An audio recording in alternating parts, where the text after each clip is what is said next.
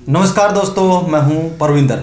दोस्तों, आज हम आपको एक ऐसी शख्सियत से रूबरू करवाएंगे जो किसी पहचान की मोहताज नहीं है, जिन्होंने एक लंबा संघर्ष जो है वो किया, उसके बाद जाकर उन्हें कहीं कामयाबी मिली है।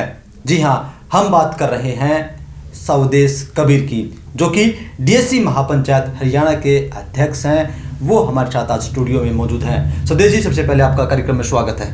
आपका प्रणाम। स्वदेश जी, आपने तकरीबन 18 से 20 साल लंबा संघर्ष किया है डीसी समाज के लिए। तो आपको क्या लगता है कि जिन मुद्दों के लिए आपने आवाज़ उठाई थी, क्या वो मुद्दे खत्म हो गए हैं या अभी भी कुछ बाकी हैं?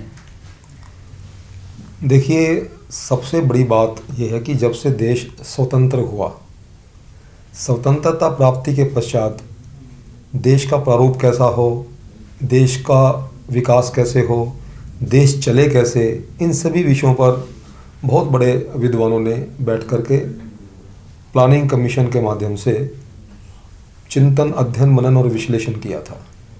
तो सबसे बड़ी हमारे सामने जो देश की स्वतंत्रता के बाद सबसे बड़ी समस्या थी वो थी कि गरीबी देश की वो कैसे ख़त्म हो, और जो अनटचेबिलिटी है, जो छुआछात है, जो भेदभाव है, जो सांप्रदायिकतावाद है, जो जातिवाद है, वो समय के अनुसार हम इसको कैसे कम से कम करें। क्योंकि ऐसा समय था देश की स्वतंत्रता की प्राप्ति के पश्चात कि छुआछात, जो बहुत गरीब जातियां थी, अनुसूचित जातियां थी, उनके साथ छुआछात बहुत होता था, जिसको हम सामाजिक भेदभाव बोलते हैं, सोशल डिस्क्रिमिनेशन।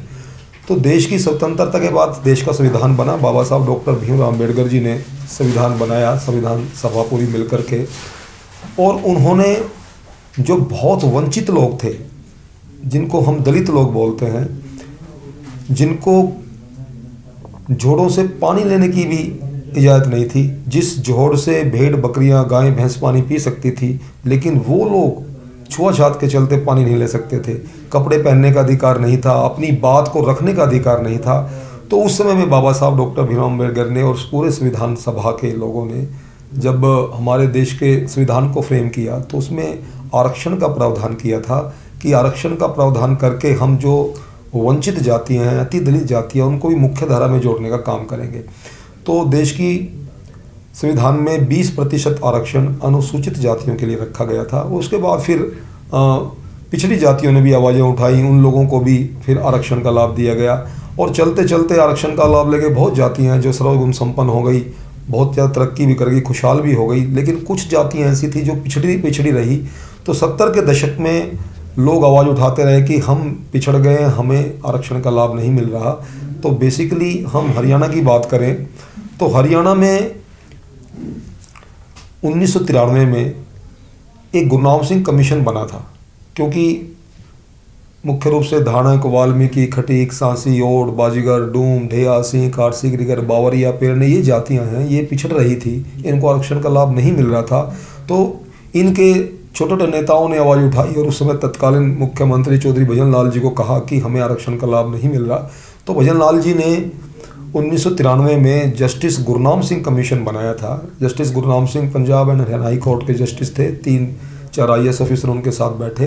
तो गुरनाम सिंह कमीशन ने अपनी रिपोर्ट तत्कालीन सरकार को दी, और उन्होंने बड़े हैरानी करने वाले आंकड़े सरकार को दिए और कहा कि आरक्षण का 94% लाभ केवल एक जाति विशेष को जा रहा है, और बाकी जो जातियां हैं वो जातियां आरक्षण के लाभ से वंचित हैं। तो माननीय तत्कालीन मुख्यमंत्री भजन लाल जी ने उस समय आरक्षण का वर्गीकरण किया था अनुसूचित जातियों का। जो 20% आरक्षण था उसको 10-10% किया कि 10% में तो अगली जातियां रख दी, जिनको हम मुख्य रूप से चमार, जटिया चमार, रामदासिया, रविदासिया इनको बोलते हैं। और जो ज़्यादा पिछड़ी जातियां थी, जिसमें उन मुख्य रूप से वाल्मीकि, धानक, खटीक, सांसी, ओड, बाजीगर, डूम, ढेया, सिंह, कारसी, ग्रिगर, ये जातियां, इनको अलग रख दिया। तो A और B कैटेगरी बना दी। जिस प्रकार से BC में A और B कैटेगरी थी, ऐसे ही SC में भी A और B कैटेगरी बना दी। अब A और B कैटेगरी बनाई 2 नवंबर 1994 को। तो तब से लेकर के 2005 तक ये जो पिछड़ी हैं, जो पिछड़ गए थे वंचित लोग, इनको भी आरक्षण का लाभ मिलने लगा। इनके बच्चे भी सरकारी नौकरियों में आने लगे, इनके बच्चों को भी शिक्षण संस्थाओं में प्रवेश मिलने लगे। तो आरक्षण का लाभ ये चलता रहा। लेकिन जैसे ही 2005 में भूपेंद्र हुड्डा की सरकार आई, भूपेंद्र हुड्डा की सरकार ने राजनीतिक षड्यंत्रों के माध्यम से इस आरक्षण व्यवस्था को ख़त्म कर दिया। क्योंकि जो लोग अगड़े थे, उन लोगों के मंत्री ज़्यादा थे, उन लोगों के एमएलए ज़्यादा थे। जैसे उनकी शैलजा बड़ी नेता थी, केंद्र में उनके सुशील कुमार शिंदे थे, और उससे पहले बाबू जगजीवन राम रहे। मायावती जो देश के सबसे बड़े राज्य की 4 बार मुख्यमंत्री रही, वो उनका प्रेशर था। हरियाणा में गीता भुक्कल जो झज्जर जिला से मंत्री रही, और करतार देवी उनकी मंत्री रही, और बहुत सारे उनके नेता थे। तो कहीं ना कहीं भूपेंद्र हुड्डा ने प्रेशर में आकर के इस आरक्षण की व्यवस्था को ख़त्म कर दिया, जो AB कैटेगरी थी। स्वदेश जी, ये जहाँ तक मेरी जानकारी है कि उस टाइम में हाई कोर्ट का फैसला आया था, हाई कोर्ट ने इसे असंवैधानिक करार दिया था। देखिए, हाई कोर्ट का जो फैसला आया था वो दोनों के लिए था, पंजाब और हरियाणा के लिए। तो पंजाब के मुख्यमंत्री भी कैप्टन अमरिंदर सिंह थे, वो भी कांग्रेस के मुख्यमंत्री थे। हरियाणा के मुख्यमंत्री भी भूपेंद्र हुड्डा थे, ये भी कांग्रेस के थे, और सेंटर में भी कांग्रेस थी। तो पंजाब के मुख्यमंत्री ने अपनी कैबिनेट बुला करके अगले दिन कहा, श्वेत पत्र जारी करके, कि भी आरक्षण का ये लाभ बिल्कुल संवैधानिक है, और हम इस आरक्षण के लाभ को जो बहुत पिछड़ी वंचित जाति है उनको देते रहेंगे। तो उन्होंने हाई कोर्ट के आदेश को नहीं माना। और जैसा कि संविधान के अनुच्छेद 16(4) में बिल्कुल सीधा लिखा हुआ है कि it is open to the state to make reasonable classification in order to advance or lift these classes so that they may be equally represented in the service under the state। राज्य का मुख्यमंत्री अनुसूचित जातियों को समान लाभ देने के लिए उनका वर्गीकरण कर सकता है।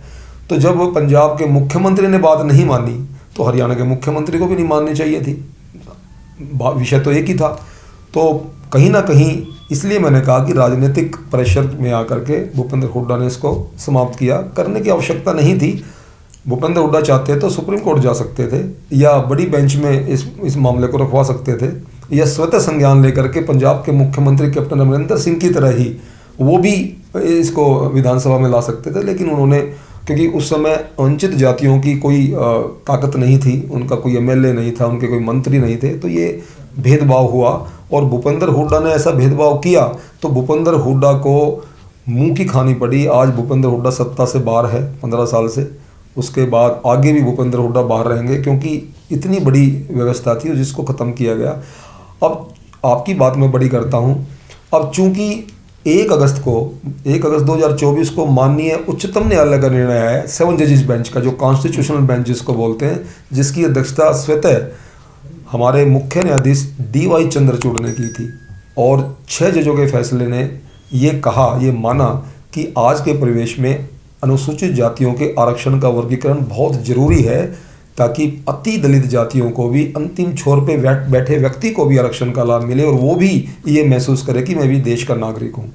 तो जब सुप्रीम कोर्ट का निर्णय आ गया है, सुप्रीम कोर्ट के निर्णय को भी नहीं मान रहे भूपेंद्र हुड्डा। तो अब आपने देखा कि गीता भुक्कल झज्जर की जो एमएलए है, वो चिल्ला करके विधानसभा में बोल रही है कि ये तो गलत कर दिया, ये तो सुप्रीम कोर्ट ने गलत कर दिया, ये तो बीजेपी सरकार ने संविधान बदल दिया। मैं उस बहन को भी ये कहना चाहता हूँ कि कम से कम संविधान को पढ़ तो लो। संविधान का 16(4) बिल्कुल सीधा बोल रहा है कि राज्य का मुख्यमंत्री अनुसूचित जातियों को समान लाभ देने के लिए उनका वर्गीकरण कर सकता है। तो आपकी बात को ही मैं बड़ा कर रहा हूँ कि अब तो सुप्रीम कोर्ट का आदेश है, तो आप लोग तो अब भी खिलाफ बोल रहे हैं उसके।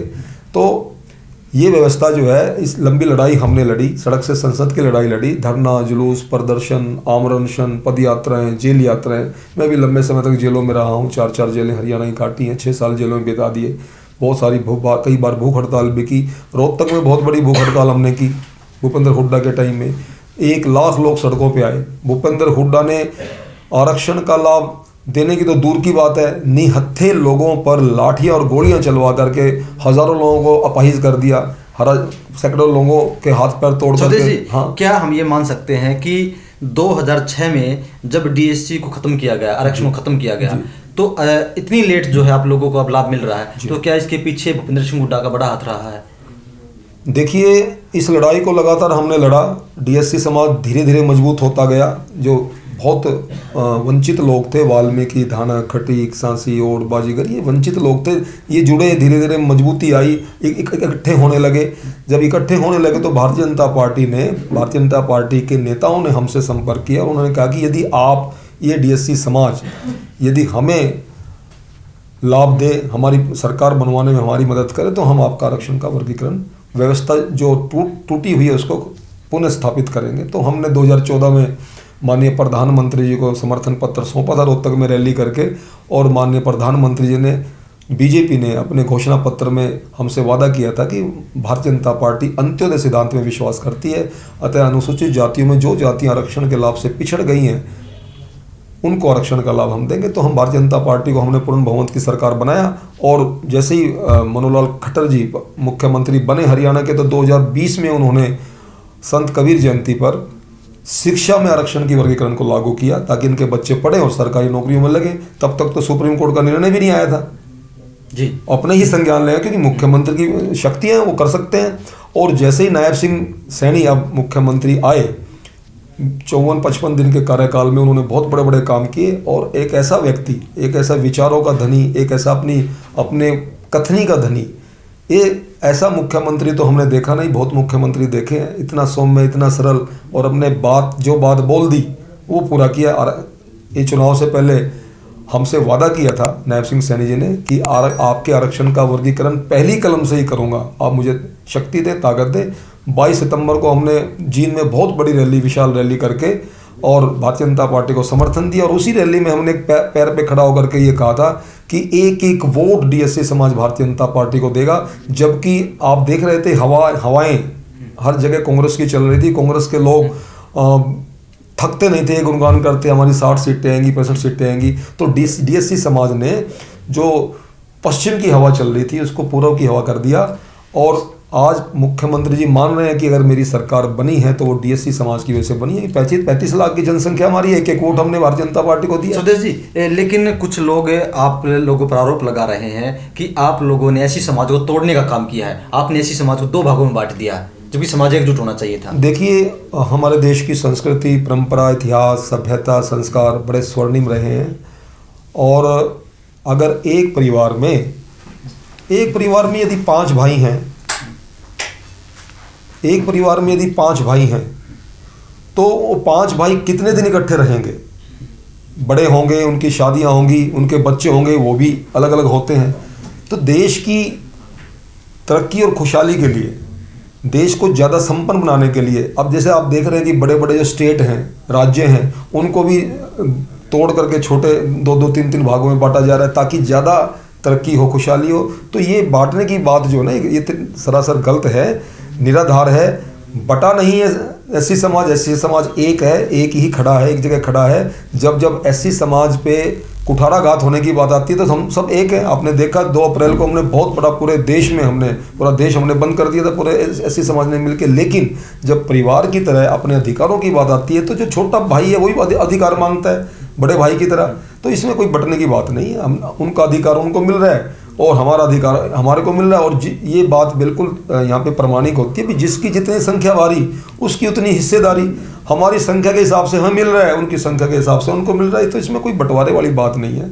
कुछ लोग ये भी सवाल उठा रहे हैं कि जिस तरीके से आप लोगों ने जैसे 2 भाग हो गए हैं डीएससी, तो कुछ लोग ये कह रहे हैं कि डीएससी में सबसे ज़्यादा कोटा जो है धानक समाज को इसका लाभ मिलेगा। देखिए, डीएससी में बड़ी जातियाँ जो हैं वो वाल्मीकि और धानक हैं।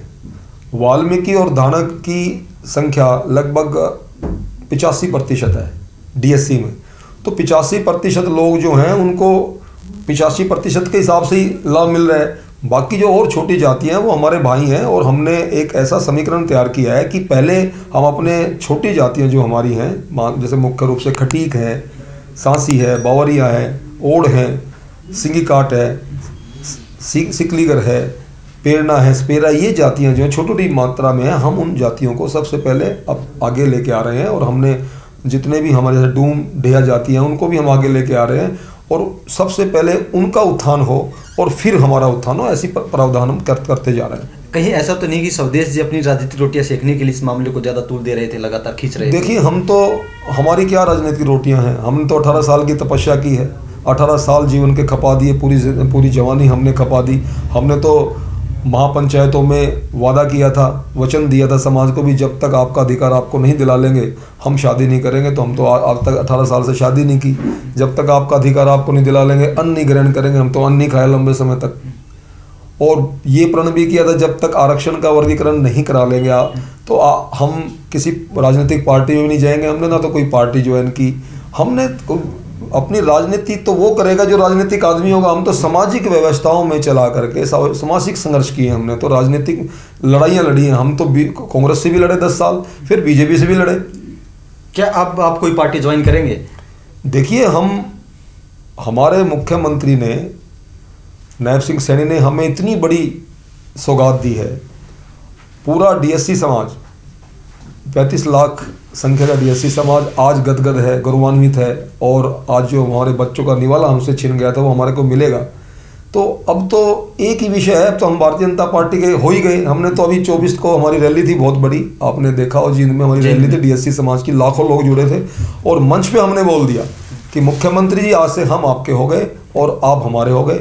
अब तो हमारा चोली दामन का साथ हो गया। अब पूरा का पूरा डीएससी समाज भारतीय जनता पार्टी के साथ सदा के लिए जुड़ गया है। और अब इसमें कोई संदेह नहीं, ये डीएससी समाज लगातार आने वाले 20-30 साल तक तो बीजेपी हरियाणा से जाती नहीं है, हरियाणा में बीजेपी ही रहेगी। ये मैं पहले आपको बता के जा रहा हूँ। स्वदेश जी, एक बयान है, मैंने तो अभी तक सुना नहीं, लेकिन काफ़ी सारे लोग कह रहे हैं कि आपने किसी मंच से कहा था कि मैं भूपेंद्र हुड्डा को श्राप देता हूं कि आप कभी सीएम नहीं बन पाएंगे दोबारा। हाँ, बिल्कुल कहा था हमने। 2008 में एक महापंचायत की थी जिसमें पूरा हरियाणा जुड़ा था रोहतक में, और लगभग 2 लाख लोग जुड़े थे। हम भूख हड़ताल में बैठे हुए थे रोहतक में। तो निहत्थे लोगों पर, हमारी माताओं पर, हमारी बहनों पर भूपेंद्र हुड्डा ने लाठी और गोलियां चलाई। हज़ारों लोगों को, हज़ारों निहत्थे लोगों को, बेकसूर लोगों को अपाहिज कर दिया, उनको गोलियां चला दी। तब हमने ये वादा किया था, वचन दिया था समाज को कि भूपेंद्र हुड्डा को श्राप उस समय हमने दिया था कि भूपेंद्र हुड्डा, हम तुम्हें श्राप देते हैं कि हरियाणा से तेरी राजनीति भी खत्म कर देंगे और तुझे श्राप देते हैं कि जन्म जन्म तक हरियाणा का मुख्यमंत्री कभी नहीं बन पाएगा। तो वो काम हमने करके भी दिखा दिया, श्राप लग गया उनको। आपने देख लिया, वो तड़प तड़प के भूपेंद्र हुड्डा मर तो सकता है लेकिन दोबारा कोई मुख्यमंत्री नहीं बन सकता। अगर वो मुख्यमंत्री कभी बन गया तो समझ लो हमारा शराब नहीं लगा, हम हरियाणा ही छोड़ के चले जाएंगे सदा के लिए, हिमालय ही चले जाएंगे अगर ऐसा हुआ तो। एक आपने कहा कि 80% जो है नौकरियों पे लाभ जो है जो चमार जाति के लोग हैं उनका है, लेकिन जो पीपीपी के आंकड़े कहते हैं उसमें ये है तकरीबन 60% लाभ मिला है उनको। देखिए, गुरनाम सिंह कमीशन की जो रिपोर्ट थी वो हमारी तो नहीं थी। गुरनाम सिंह कमीशन बहुत बड़ा कमीशन था। पीपीपी के आंकड़े मेरे नहीं है, वो भी सरकारी आंकड़े। तो गुरनाम सिंह कमीशन ने अपनी रिपोर्ट्स बिल्कुल स्पष्ट रूप से दी है। उसमें 133 अगर क्लास 1 अधिकारी भर्ती हुए तो 133 में से 112 अधिकारी केवल चमार जाति के हुए। बाकी अब देख लो डीएससी समाज के कितने हुए। सेकंड क्लास में 3600 नौकरियां जो है लगी। 3600 नौकरियों में से अकेले 3415 नौकरियां केवल एक जाति को गई, चमार भाइयों को। और देख लो डीएससी समाज को क्या मिला। तो ये तो आंकड़े हैं आपके सामने, कहेंगे तो हम रिकॉर्ड आपको दे देंगे। नहीं, वो तो 1993 के है, मैं तो आपको 2024 के बता रहा हूँ। मैं 2024 आते आते तो इन जातियों ने भी, इन जातियों के, अब 2020 में मैं आपको वही बात कर रहा हूँ कि 2020 में सुप्रीम कोर्ट का निर्णय आने से पहले ही सुप्रीम कोर्ट का निर्णय डीएससी के पक्ष में आ गया और सुप्रीम कोर्ट ने मान लिया भाई आज के परिवेश में आरक्षण का वर्गीकरण बहुत जरूरी, अति आवश्यक है अगर इस देश को विकासशील से विकसित देश बनाना है। तो अंतिम छोर पे बैठे हुए व्यक्ति को भी ये गर्व हो कि मैं भी देश का नागरिक हूँ, मुझे भी सब कुछ मिल रहा है, संपन्नता मिल रही है।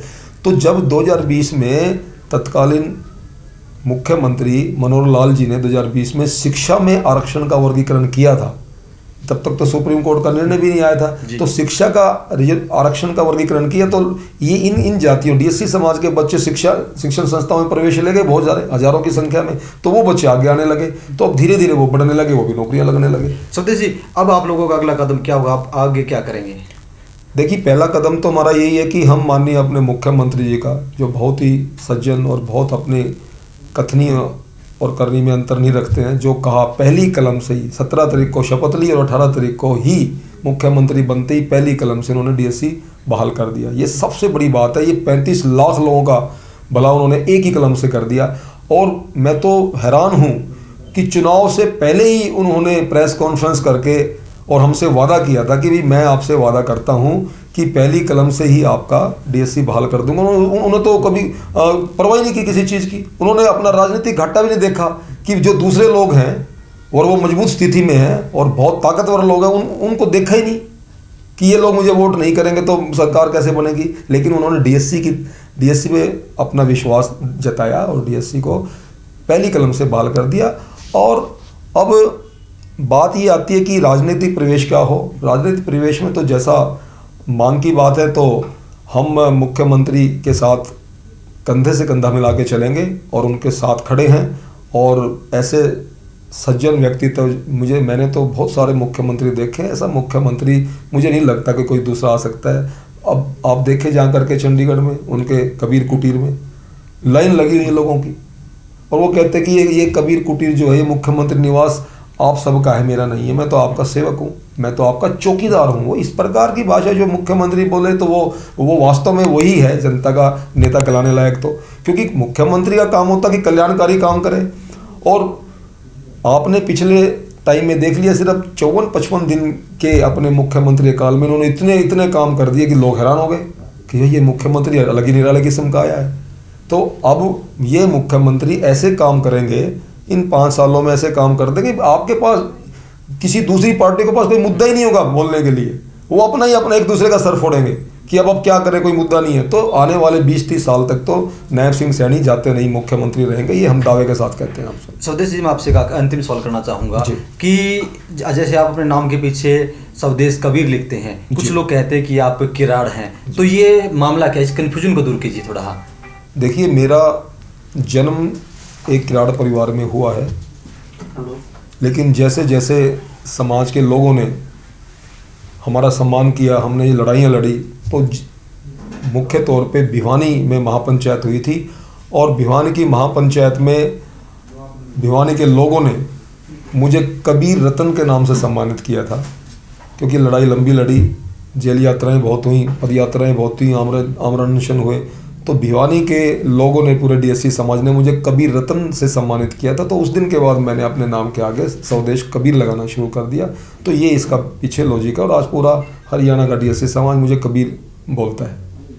तो चलिए दोस्तों, आपने सुना कि किस तरीके से जो स्वदेश किराड़ हैं, माफ कीजिए, स्वदेश जो कबीर हैं, उन्होंने एक लंबा संघर्ष जो है वो किया है। उसके बाद कहीं जाकर ऐसी समाज के अंदर जो है वर्गीकरण हुआ है। हालांकि कुछ लोग जरूर इसे कह रहे हैं कि यहाँ पर समाज का बंटवारा हुआ है, लेकिन इनका साफ तौर से ये कहना है कि जो बंटवारा है वो बिल्कुल जायज़ है। जो लोग वंचित हैं उन्हें उनका अधिकार मिले, इसलिए ये बंटवारा किया गया है।